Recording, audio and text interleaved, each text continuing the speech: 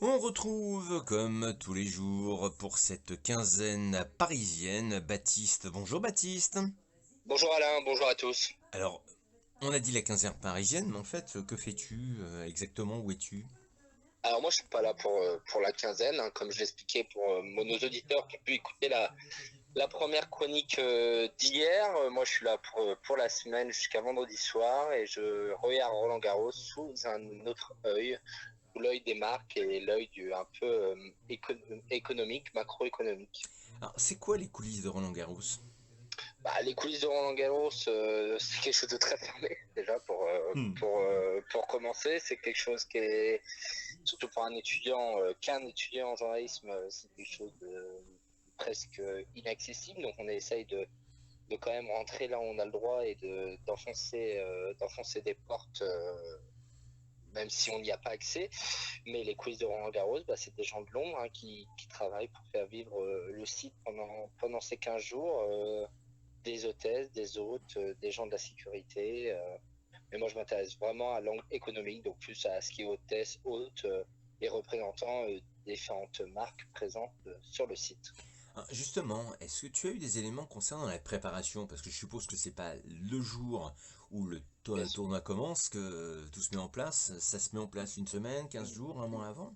Bien sûr, moi je suis intégré au sein de l'agence événementielle qui est sur le stand, qui gère un stand au pied du cours Suzanne Langlaine, entre le Suzanne Langlaine et le Châtrier, sur l'allée principale, donc Hmm. qui voit passer énormément de monde par jour. Et bah, une déco de stand, j'en discutais avec le patron, il me témoignait qu'une déco de stand, pour des petits stands, hein, les stands c'est quelque chose de 3 4 mètres carrés, lui il en a deux, donc ça fait aller, une dizaine de mètres carrés au total. Bah, c'est des stands qui se préparent des mois à l'avance même, parce que bah, voilà, faut commander les visuels, et des fois il y a des livraisons qui n'arrivent pas, il y a des choses, bah, une fois que c'est dessiné, ça rend bien, mais une fois que c'est en place, bah, ça rend pas bien, donc il faut recommencer. Il y a des problèmes de livraison, il y a plein de soucis comme ça à gérer auparavant pour être prêt le jour J, et le jour J qui est même pas le début de Roland Garros dimanche dernier, qui est le début même des qualifications, parce que les premiers visiteurs arrivent dès les qualifications pour ceux qui ne sont pas, pour les joueurs qui ne sont pas qualifiés directement pour les phases finales. Est-ce que ce sont toujours les mêmes qui sont là tous les ans au niveau des marques? Alors oui, bien sûr, il y a des marques historiques. Je pense qu'on reviendra sur une précisément après, comme on l'a annoncé hier. Mais oui, il y a des marques qui sont là tous les ans. Moi, le gérant de l'agence d'événementiel, il est là. Lui, ça fait 20 ans, hein, plus de 20 ans même. Il est là depuis 1998, donc c'est plus vieux que moi-même, qui suis né en 1999. Donc oui, c'est des historiques, mais beaucoup partent. On me témoignait que beaucoup partent. Certains reviennent parce que ça leur manque, mais beaucoup partent ici, les gens se lassent par un changement d'ambiance. Roland Garros évolue, il y en a ça leur plaît pas parce qu'ils sont un peu plus conservateurs. Roland Garros est en pleine mutation en ce moment avec l'arrivée des Jeux Olympiques en 2024, donc Mhm. certains ça leur plaît pas, et ils décident de quitter la porte d'Auteuil. D'accord. Alors, ce qui est rigolo, c'est que nous, on était à Cannes la semaine dernière, on voyait des photographes qui étaient déjà complètement fatigués. Et en fait, les photographes sont partis tous dimanche pour rejoindre Roland Garros. C'est Bah, quoi? C'est une grande famille, en fait, Roland Garros, un peu comme ce qu'on a oui, vécu nous à Cannes? oui, c'est une grande famille. Il y a tous les corps de métier, que ce soit juste devant moi, là, au pied du cours numéro un, j'ai la protection civile, j'ai des agents de sécurité, j'ai des hôtesses qui font de la démarche clientèle pour Enedis. Voilà, c'est différents corps de métier qui doivent apprendre à travailler ensemble. J'en parlais avec un monsieur de la sécurité en arrivant ce matin. C'est pas facile parce qu'ils ont une mission à accomplir, mais ça reste des humains derrière, et pour eux comme le public, ils ont plutôt tout intérêt à travailler tous ensemble et que tous les corps de métier travaillent bien ensemble pour que la quinzaine se passe le mieux possible. Alors, on est quand même sur la radio insolite, c'est un peu le principe. Question insolite, c'est très nature. Quel intérêt pour une marque de se faire voir à Roland Garros? Pardon. Quel intérêt pour une marque de se faire voir à Roland Garros? Ah bah Roland Garros c'est une vraie vitrine, hein. C'est à peu près par exemple sur un stand, je parle des chiffres que je connais pardon, c'est 30 000 visiteurs jour minimum. Aujourd'hui c'est la journée des enfants, il y a le pont qui arrive, donc je pense même que les chiffres doivent taper plus haut, mais Roland Garros, c'est Bah, la vitrine des marques. oui, mais enfin... Je peux vous prendre l'exemple de Lacoste, par exemple. hmm, Lacoste, qui est un partenaire historique de Roland Garros, je suis au pied de leur boutique, là, au pied du cours numéro 1 qui va être rasé à l'issue de ce tournoi 2019. Et ben la boutique Lacoste a la marque Lacoste, pardon, a une boutique dédiée, contrairement aux autres marques, par exemple, où avant tous ses produits, alors là, ses produits habituels, et une majorité de produits dérivés avec la marque Roland Garros. Et Roland Garros est une marque, hein, comme je l'expliquais aujourd'hui, c'est déposé comme une hmm. marque. Et Lacoste communique énormément sur Roland Garros. On peut le voir sur ses réseaux sociaux, sur son site pendant la quinzaine. Lacoste aux couleurs de Roland Garros, à la télé, à la radio. C'est vraiment Lacoste pendant 15 jours est aux couleurs de Roland Garros et profite de cette image pour se faire voir parce que c'est l'élégance à la française, la marque au crocodile. Et bah, il y a des visiteurs japonais, il y a des visiteurs chinois. J'étais à côté d'Allemands, j'ai discuté avec des Allemands tout à l'heure. Et bah, pour eux, Lacoste, c'est l'élégance à la française qui représente le tennis, parce que ceux qui sont là sont la majorité quand même des passionnés de tennis. Ça représente le tennis avec le fameux René Lacoste et l'élégance à la française. Oui, mais enfin, si je viens à Roland-Garros, je viens pas pour m'acheter un polo ou un Switch, je viens quand même Eh bah, pour oui, voir, oui, mais pour voir des matchs.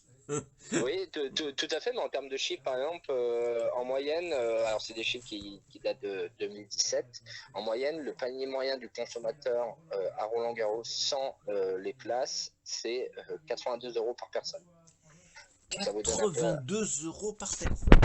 voilà, 82 euros par personne, donc ça vous donne un peu un ordre d'idée. Les tarifs sont excessifs, ils sont très chers. Le polo Lacoste tourne autour, je suis juste devant la boutique, donc là je les vois, hein, le polo Lacoste tourne autour des 100 euros minimum. Les chaussures peuvent monter jusqu'à 200-250 euros, donc les gens dépensent sans compter parce que surtout, bien sûr, les visiteurs étrangers, parce on est à Paris, l'image de la France, on est au bord des cours de tennis, un sport Mhm. qui est dit très élégant et historiquement qui est un sport un peu de riche. Oui. Aujourd'hui, c'est énormément démocratisé, mais le tennis reste un sport de riche. Et ils dépensent, les gens, déjà rien que pour accéder au cours annexe, ils mettent 30 euros par personne. Et après, pour la journée, et après, comme ils peuvent plus, il y a la politique, ils peuvent plus sortir de l'enceinte. Sinon, ils ne peuvent plus rentrer, toute sortie définitive, et ça pousse le consommateur à la consommation. Et après, derrière, ils ont des budgets assez extensibles et ils consomment sans compter. Oui, mais alors, il y a un truc que j'arrive pas à saisir. J'ai pas besoin de venir à Roland-Garros pour m'acheter une paire de baskets. Puis deuxième point, si je l'achète dans un magasin extérieur, est-ce que je vais pas la payer moins cher? Ou est-ce que ça signifie qu'il y a des modèles exclusifs qui sont vendus sur le site? Bien sûr, c'est la majorité, hein, c'est des produits exclusifs Roland Garros qu'on retrouve pas ailleurs. Donc il y a la rareté aussi qui peut expliquer le prix. Après, chacun interprétera comme il le veut le Mhm. prix par rapport au produit, mais oui, c'est de la majorité des produits. C'est des polos aux couleurs de Roland Garros, c'est des chaussures que portent les juges de ligne, c'est des chaussures que portent les ramasseurs de balles. Il y a des t-shirts pour enfants qui sont identiques à ceux des ramasseurs de balles. C'est tout ça qui fait, on repart avec un petit bout de Roland Garros chez soi, peu importe le prix, Alors, est-ce qu'on peut et qui prendre... est tout, Allez, et qui est tout bénéfique pour la fédération de tennis qui organise ce tournoi. d'accord. Alors juste, est-ce qu'on peut prendre un exemple? Parce que c'est quelque chose qui m'a toujours un peu fasciné.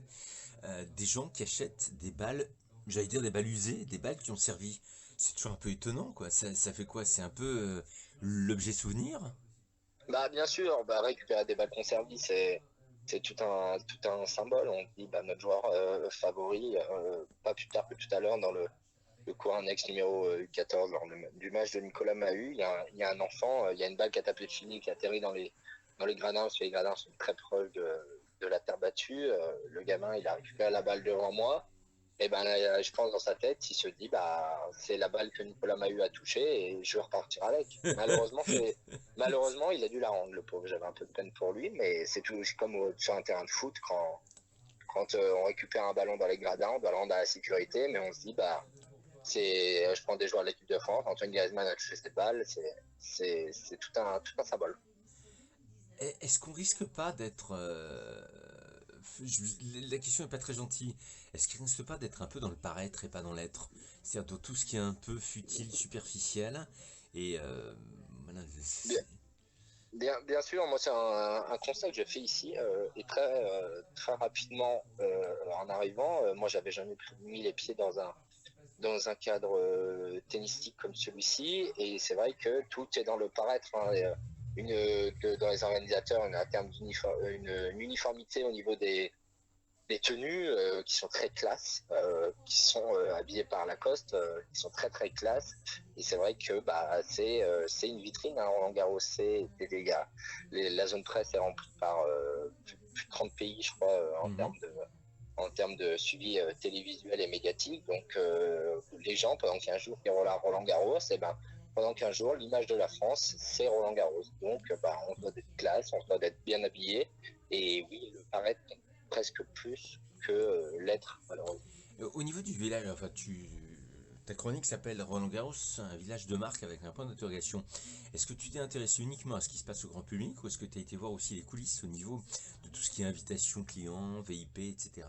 Parce que Alors, j'ai essayé, oui, et j'aime bien le j'ai notamment, essayé, hein. non, mais notamment au niveau du village, et j'ai pu pénétrer un petit peu dans les coulisses du village, et en fait, c'est là où se joue tout où se joue la majorité des choses pour les marques.